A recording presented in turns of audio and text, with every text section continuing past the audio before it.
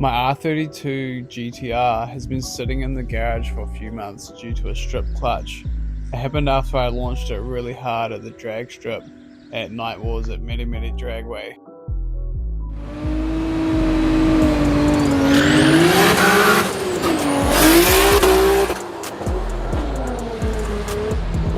My goal is to have it running and road legal in time for this season's summer Night War drags. The first step was to replace the broken clutch. So I did a bit of research into which clutch would be best for me, and I decided to go with the Nismo Super Copper Mix twin plate competition clutch, which is rated to about 550 kilowatts. So I did that to future-proof any more power I wanted to put through the car. So I ordered one online straight from Japan, and after a bit of dealing around with customs, it took about a week to arrive, which was quite quick. So I got this package in the mail today, and it's my clutch. So I'm gonna open it up and have a look.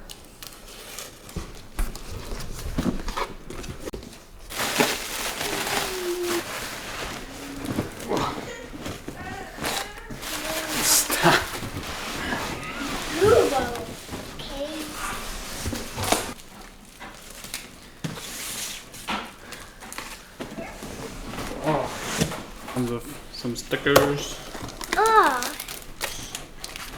Installation manual. Don't need that. No, I need that. Now that we've got the clutch, it's time to pull the destroyed clutch out and install the new one. I spent the last few days in my spare time pulling off the exhaust, drained out the gearbox oil. I removed the front drive shaft, slave cylinder, the Atessa slave cylinder thing at the back, and the starter motor and bell housing bolts.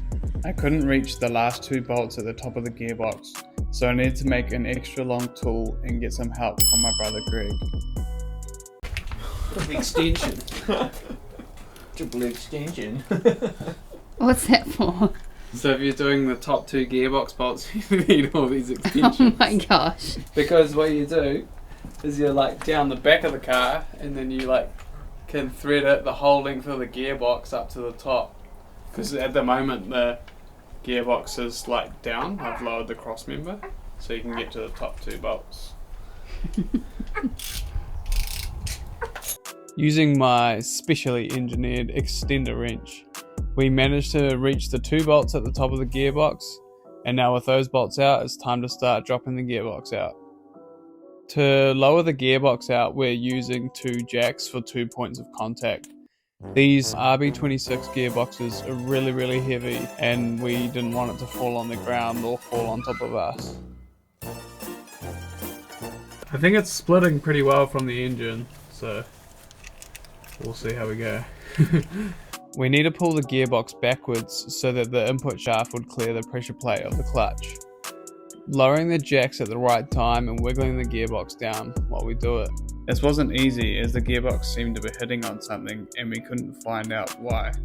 Is it fouling somewhere? Oh, it might be that up here. Yeah, it's fouling at the top there. I actually think we need to jack it up. After a lot of moving the jacks up and down to get the gearbox in the right position, we finally were able to push it back far enough to get the input shaft out. Yeah, bring yours down more, bro. Yeah, that's it. Perfect. It's coming. I think we're out, bro. Now, with the input shaft out of the way, we can use the two jacks to slowly lower it to the ground.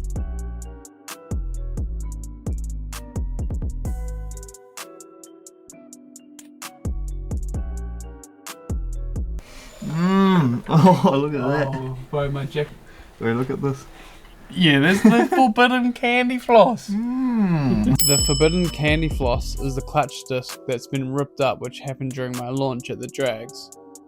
My GTR is running just under 450 kilowatt, which is a lot of power for just a single plate clutch to handle, and that's why it slipped when I put it under load. When I bought the car, I wasn't sure what clutch it had, if it had been upgraded or not, or if it was just a stock clutch. Now we have the gearbox out, we'll be able to see. Oh no, it's an XD. It's not the stock clutch. I'm guessing XD didn't make the so it might be XD heavy duty. So we'll unbolt the pressure plate, pull the clutch off, and then we'll pull the flywheel off, and then we can put the new one on.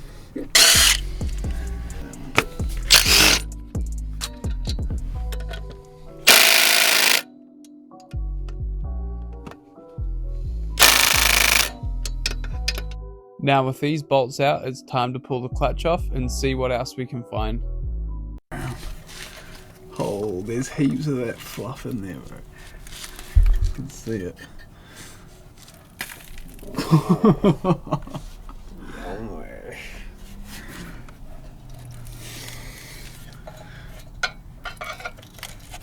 Oh, yeah.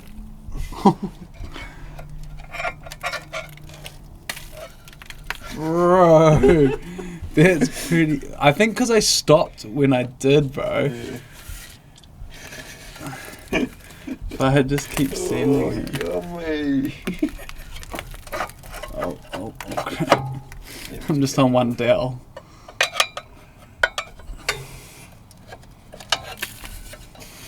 But it's disintegrated. Okay, this will be it, I think. There we go.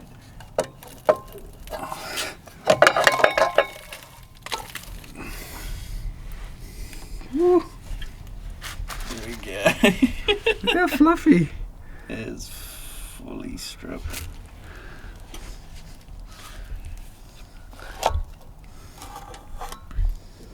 On both sides. Still pretty thick, but it's just. Yeah, it's just a launch, eh? All of that.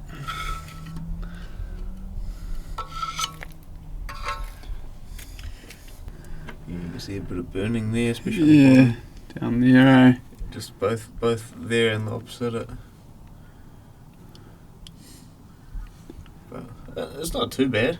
It's a nice looking flywheel. It's like not even rusty, bro. Like a lot of them like rust along the outside. Now we need to unbolt the flywheel and pull it off. These bolts are torqued really tight, so I need an extended pole to help me crack them off.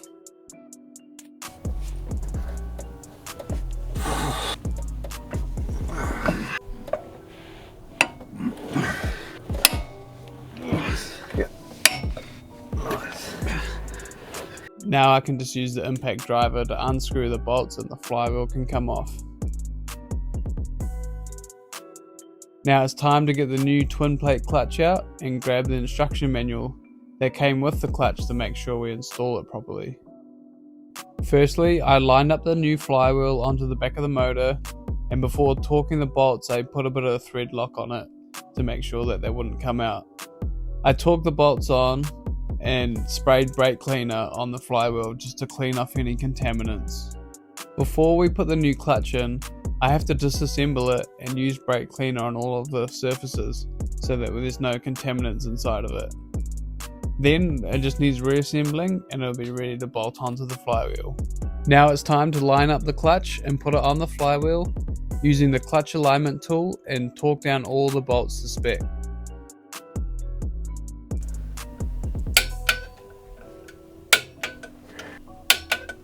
So the clutch is on. Now it's actually pretty easy, to be honest, just follow the instructions. So all we got to do now is change the release bearing and then we can put the box in. Now we're going to pull the old release bearing off, clean the bow housing with some brake cleaner and put a new release bearing on. We clean the bow housing up a bit, it's full of burnt clutch, and put the new release bearing on. Now we can put the gearbox back in.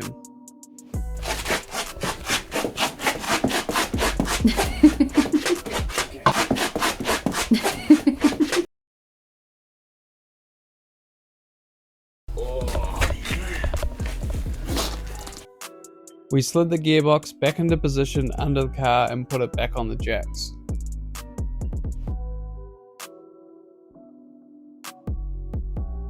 We used the two jacks to lift the gearbox up to the chassis, but we had to line it up perfectly for it to be able to go into the pressure plate of the clutch. This was the most difficult part of the whole process and we had to wiggle it a lot, up and down, up and down. We had to perfectly line up the shaft into the center of the clutch, but the problem we can't see is the shaft during the process because of the bow housing. I tried using my fingers to feel the shaft and how far up and down we needed to move, but it wasn't working. I tried a little hack that I've used in the past before, and I used my phone to take a video of where the shaft was in relation to the center of the clutch. And I figured that we only needed to move it up just a little bit and it would be lined up.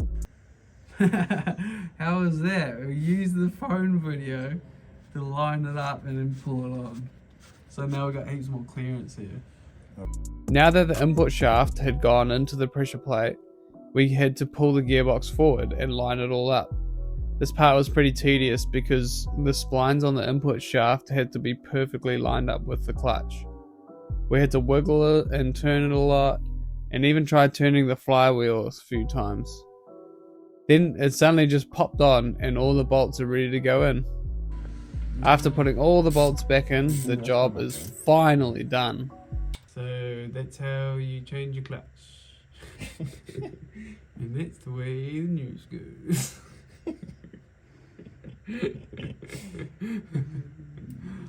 As you can see, it's been a really long night.